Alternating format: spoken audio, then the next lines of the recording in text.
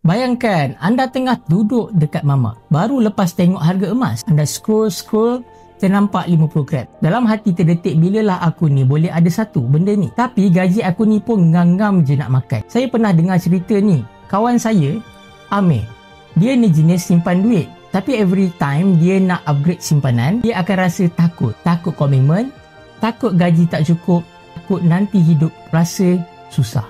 Satu malam tu dia bagi tahu saya, Azri, aku nak beli 50 gram tapi cash tak mampu. Kalau aku beli, confirm koyak gaji aku. Dan dia tunjukkan harga. Masa tu RM29,900. Memanglah besar dan memang nampak mustahil. Tapi masalah dia bukannya tak mampu. Masalah dia tak tahu cara sahaja. So turning point dia berlaku bila masa kita orang ni tengah borak-borak. Saya tanyalah satu je, kalau kau boleh pecahkan besar ni jadi kecil-kecil bayaran, adakah still possible untuk beli?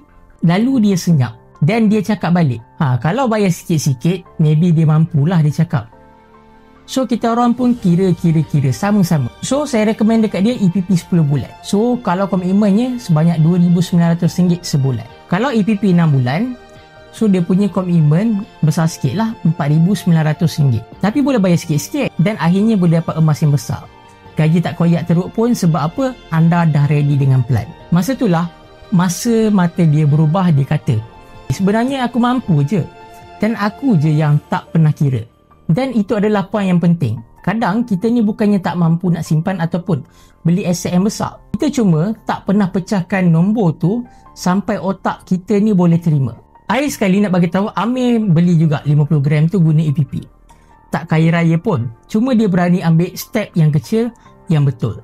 So tuan-puan, kadang-kadang hidup ni macam tu lah. Kita stuck bukan sebab kita ni tak ada duit, tapi sebab kita ni tak ada sistem dan tak tahu. So kalau anda pun tengah fikir 2-3 kali nak mula simpan emas tapi takut komitmen yang besar, maka cuba pecahkan sikit-sikit dulu. Tengok nombor yang betul-betul dan maybe sebenarnya anda pun mampu nak beli tanpa rasa perit. Kalaulah anda nak saya kirakan ikut bajet anda, just bagi tahu berapa range bulanan gaji yang selesa dan saya akan tolong kirakan sampai ngam.